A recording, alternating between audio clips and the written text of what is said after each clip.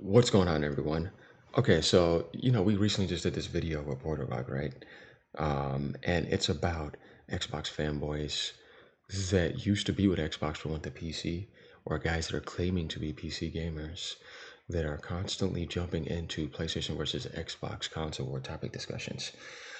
So obviously it was a really good video, but Brett Cummings comes in here and goes way off topic. It's obvious that he has super deep emotions for Xbox, and he hasn't realized that it's been Microsoft Corporation for the longest. And he wants to come in and defend Microsoft and take the load. So yeah, let's get into this. Porter Rock didn't even buy Ghost of Yote, right? Who's the fraud again? All right, guys. Right off the bat, this guy goes way off topic, right? And I got a question here for you, Brett. Right? What does that have to do with this topic? Right? Curious. I'm trying to figure out how you're trying to paint Porter Rock as a fraud. He's a genuine person. There's nothing fraudulent about him. Get out of here. Um, the fact that you're saying that he didn't even buy Ghost of Yote, what does that have to do with this topic? And I'm trying to figure out because somebody didn't buy Ghost of Yote, how's he a fraud? You see what I mean? I think he was talking about it. He just haven't got to play it. I don't know if he did or not.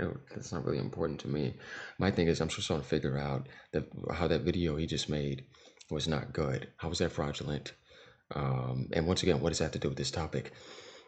And this guy's like, because you're calling out fake PC, Xbox fanboys in your title, and he's one of the fakest guys on the platform. Yeah, what are you, a cat? Fur? Platform? Yeah, nah, meow. What the hell has happened to you? Okay, here we go. This right here is once again trying to gaslight somebody when you know clear damn well what's going down deep down inside. So I'm going to ask you, why are you being a fraud? What has happened to you? What has happened to the Xbox identity? What has happened to the Xbox world that you loved? What has happened to the promises Phil Spencer gave you along with other them? What the hell has happened with the honesty in the Xbox community where you used to call something what it is? Why are you calling things an Xbox? What happened to all those studios? What happened to all those promises? What happened to all the stuff that's supposed to be a goal but it shifted like 100 times? You need to look at what the real issue is and who's actually destroying Xbox. What happened to Game Pass? What happened to the prices? What happened to the entry level of Series S? You see what I mean? That's the real problem. So you should be asking Microsoft what happened to Xbox. How did it end up in the grave with Dreamcast guy wiping his mud on the floor, with his welcome mat every day he wakes up? How did Xbox's dead become more relevant? What happened to Don Matrick? You see what I mean? Huh? What happened to that 360 energy was supposed to carry over? So what do you mean what has happened to me? I'm as healthy as I can be, shining radiantly. Yeah, you know what I mean. We tell the truth over here, so that's why we're free. Yeah, let me give you all a little bit of magic there. You see a little bit of Michael magic over here. Uh-huh. So what else I have to tell you is that I can't believe that you're still shilling and backing up at this point after all the load Microsoft has blown in your face and then came out and put on a PlayStation shirt in front of you, and you're still defending. Bro, I have to tell you, you are in zombie mode. Wake up. Once again, you're not making any sense. He is talking about someone on PC trashing PlayStation. Porter Rock likes PlayStation and went against Xbox. He's been doing this. Where is he fake? Because he doesn't own one game. Dude, the majority of PlayStation players do not have it. No, the highest percentage of first parties is going to be on Nintendo. You make no sense. The base is like 80 plus million. Do you think that because somebody does not own a PlayStation exclusive, which the majority never do because that's almost hard to get that type of ratio, that they are a fake gamer? Well, I don't understand how this makes any sense, guys. This guy's going way off topic. Awake Godzilla comes in and says, "Are you drunk?" I think he's drunk off that Microsoft brainwashing. Yes, because he goes on about exclusives, constantly shows PlayStation but doesn't buy their games. Like, hello? No shit, most of the fan base don't buy them. Dude, you can have a topic about something and give somebody a good analysis about it and be correct and not own the game. I can have a topic about a game I do not want right now, but that doesn't mean that I need to buy it to talk about it, to understand it. It's pretty obvious that we know how important exclusives is. It's your identity. It's your culture, you know what I mean? It's your brand power. It's your mascot. You have to have something to represent your side, or you're just coming like a PC that really is no point of having. You see what I mean? When you look at Nintendo being number one, like I said, if you look at their totality, not just hardware, but hardware and software in totality, like Gabe Newell said, and how much sales they have is absolutely insane. They got games selling 60 million, 70 million, 50 million, 40 million, 30 million, every single platform almost, damn near. So it's not just about the hardware, it's about the hardware and the software. And you see that exclusive power, and who won? They did. And then with Sony. Because I have to say, Nintendo and Sony won in two different ways. They both win. Like, of course, you could say, Nintendo won, because I love Nintendo most, but I'm not going to be a fanboy, but I'm going to say Sony won too in their own way, and they're both important in different ways. Sony is like that, like they remind me of that open valve aspect, of third party. Give me all these games over here on my platform. I have the specs too to make sure you get that fidelity and balance over Nintendo. You can get those higher quality, higher respected third party games with, timed exclusives, or if they want to make them permanent exclusives, who knows? And then they got that first party rush coming in too. They have a balance going. They went off the rails a little bit, but they're recovering from that.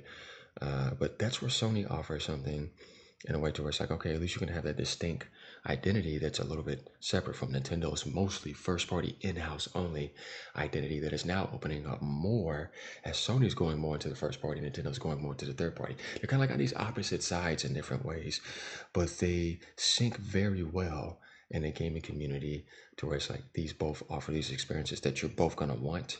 And if you want to get one over the other, whatever, you know what I mean? Or you can get a PC and get PlayStation games. But at this point, with the diminishing returns and the rasterization, hidden walls, I don't know why you want to wait that long anymore. Definitely with PS6. It's going to get so ridiculous now. Everything's going to be 4K 60 or 1440p 120 with ray tracing. Do you want to wait another year to get a respect PC and get a digital foundry hard staring difference or barely see it? It's not worth it.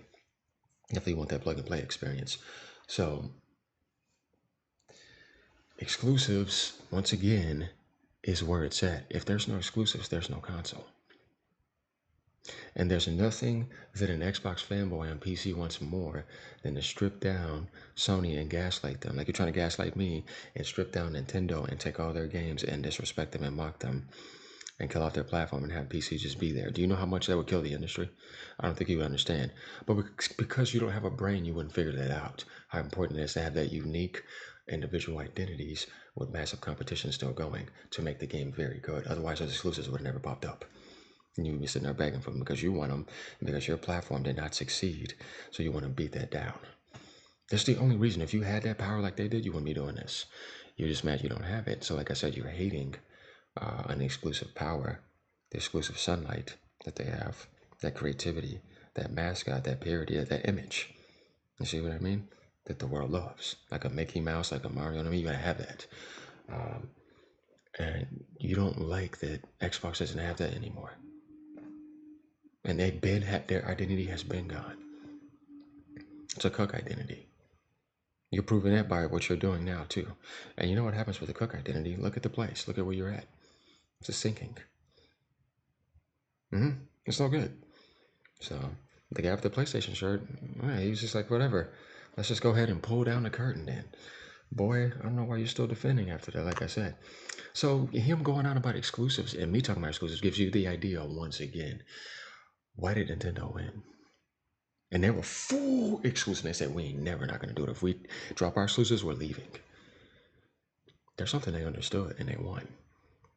You're the only one that doesn't get it because you're brainwashed by a side that is in the grave. So he says, so I'm typing on the phone, so there's this experiment. I don't care about that. And this guy says, I don't agree with AG and Porter Rock. You don't have to. That's your free will of choice. That's the duality of man. But what does Porter Rock not buying Yote have to do with anything? Absolutely nothing. It's a stupid comment. But this is what the Xbox base does. You see what I mean? You guys are embarrassing whatever the hell is left over. I don't know what else to say. I don't even see it that because it's like, at this point, it's getting absolutely embarrassing. It really is.